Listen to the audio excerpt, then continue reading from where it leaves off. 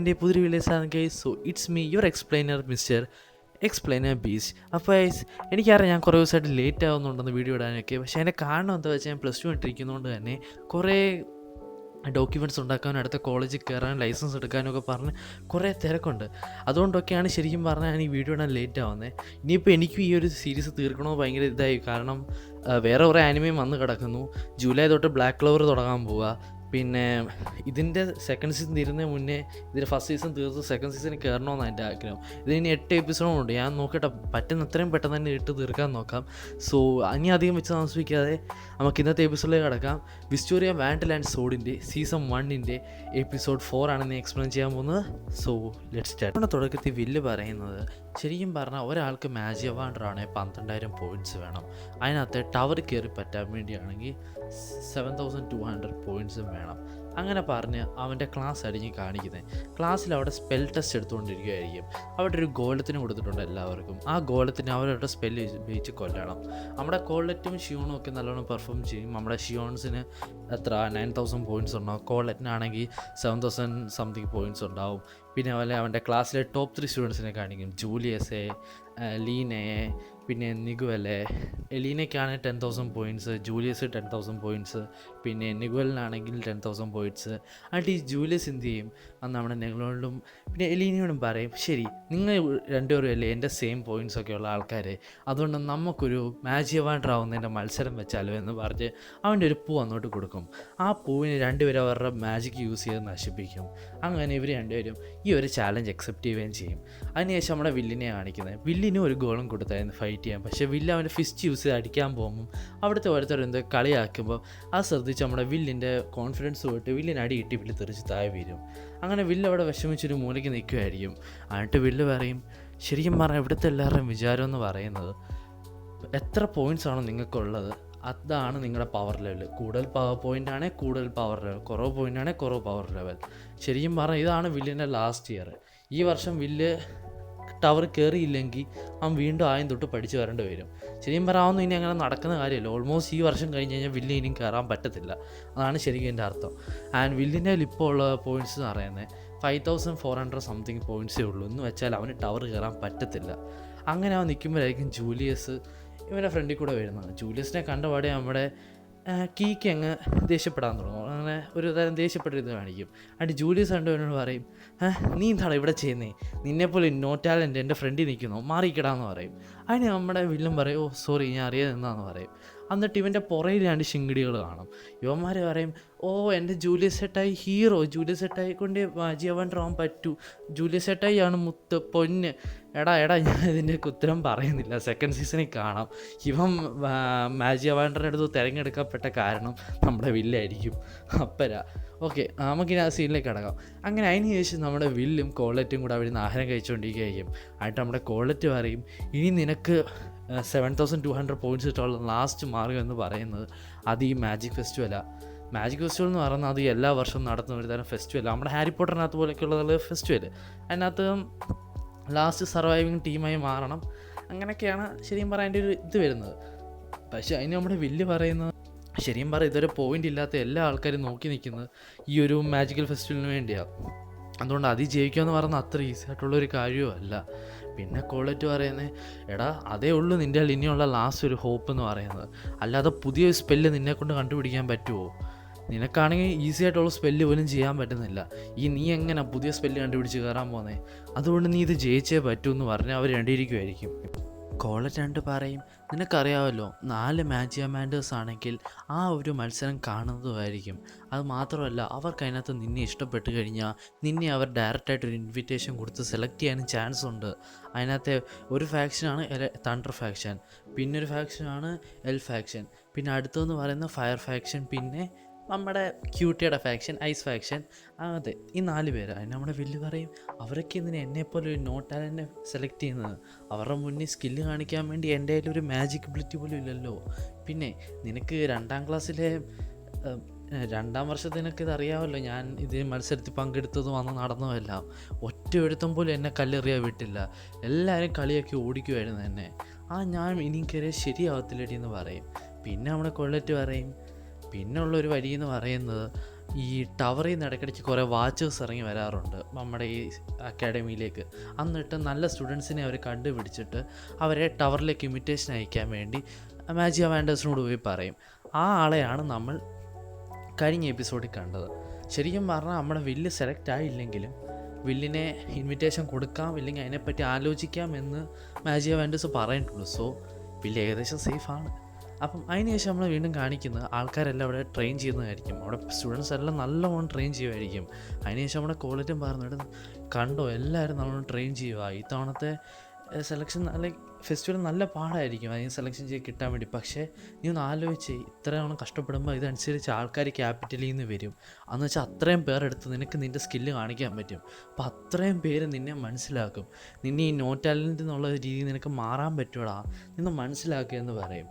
പക്ഷേ അതിനും ബില്ല് പറയുന്നേ അത് പിന്നെ നടക്കത്തില്ലടി, ഞാൻ അവിടെ ആൾക്കാരെ സഹായിച്ച് ഈ പ്ലേയേഴ്സിനെ എല്ലാം സഹായിച്ച് സ്റ്റുഡൻസിനെ എല്ലാം സഹായിച്ച് ഇങ്ങനെ നിൽക്കാം, അല്ല വേണ്ട ശരിയാവത്തില്ലെന്ന് പറഞ്ഞാണ് വില്ലപ്പുരം നിൽക്കുന്നത്. അങ്ങനെ ഈ ലോക്കറിൻ്റെ അടുത്തേക്ക് പോയപ്പോഴാണ് നമ്മുടെ കോളറ്റിന് അവിടെ കുറേ ബാരിയേഴ്സ് ഉള്ളതായിട്ട് തോന്നൽ വന്നത്. അത് കീക്കെ വെച്ചൊന്ന് നോക്കുമ്പോൾ അവിടെ കുറേ ബാരിയേഴ്സ് വെച്ച് ഇങ്ങനെ മൂടിയേക്കുന്നു. അത് തുറന്ന് ഇവർ താഴോട്ടേക്ക് ചെല്ലുമ്പോഴായിരിക്കും അവിടെ പിള്ളേരെല്ലാം സ്റ്റുഡൻസിൻ്റെ വാൻഡഡ് പോസ്റ്റർ വെച്ചിട്ട് ബെറ്റിങ് ചെയ്യുമായിരിക്കും. ശരിക്കും പറഞ്ഞാൽ ഇങ്ങനെ ഒരു കാര്യം നടത്താൻ പാടില്ല, ഇല്ലീഗലാണ്, അറിയാമല്ലോ.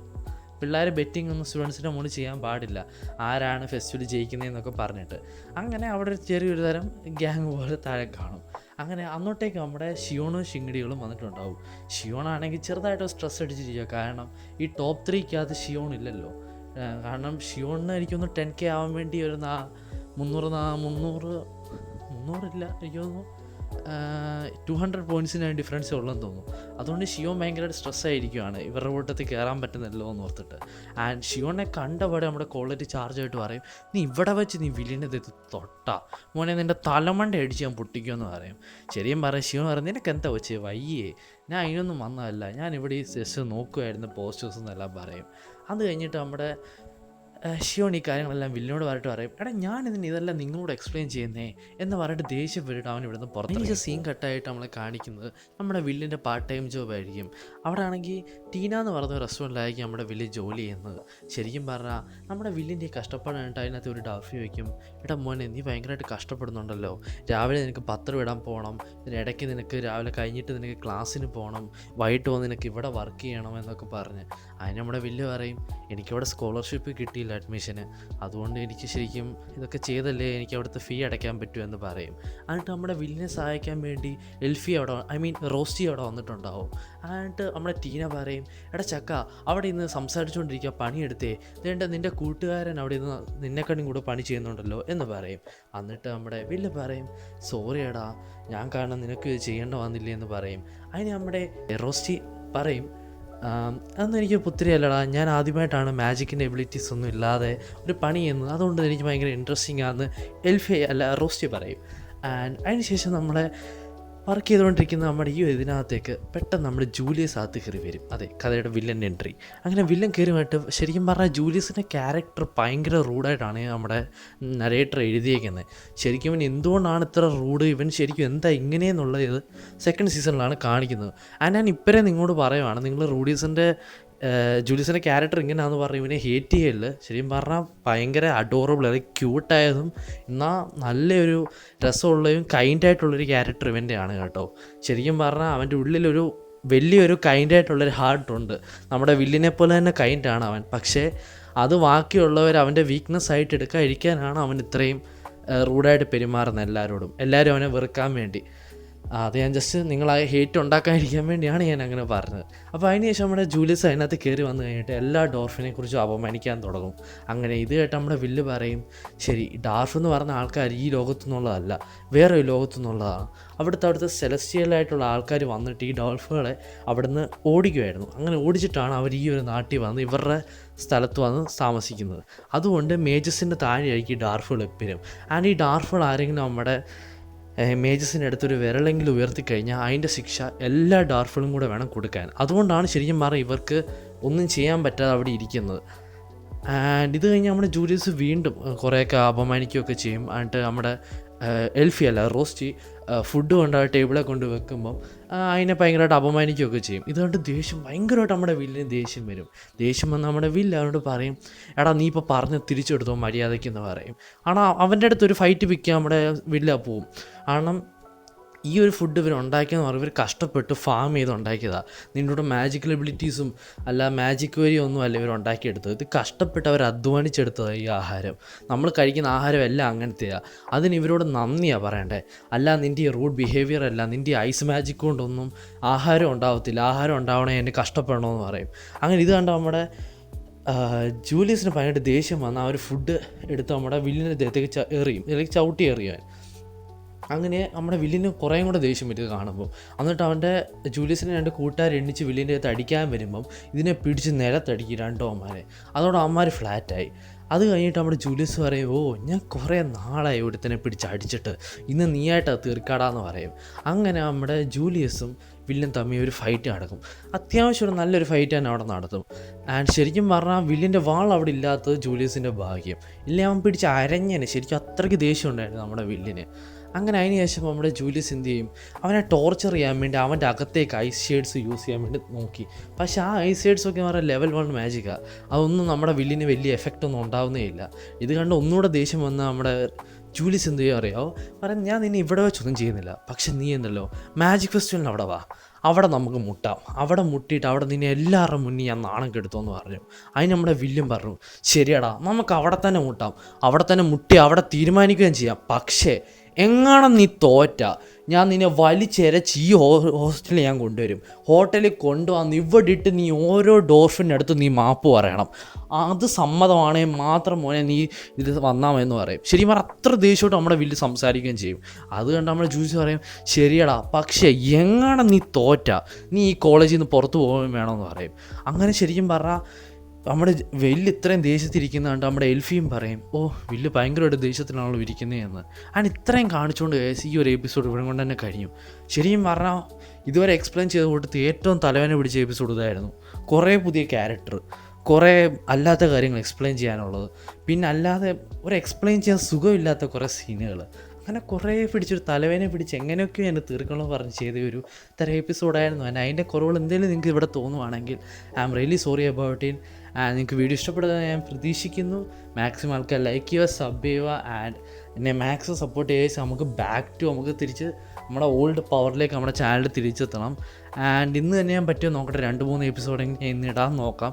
എത്ര പെട്ടെന്ന് പറ്റും എത്രയും പെട്ടെന്ന് നമുക്ക് ഈ ഒരു വാൻഡർലാൻഡ്സോട് നമുക്ക് തീർക്കണം. സോ ഇത്രയും പറഞ്ഞുകൊണ്ട് തന്നെ your forgotten explainer signing out. Bye bye, Tata.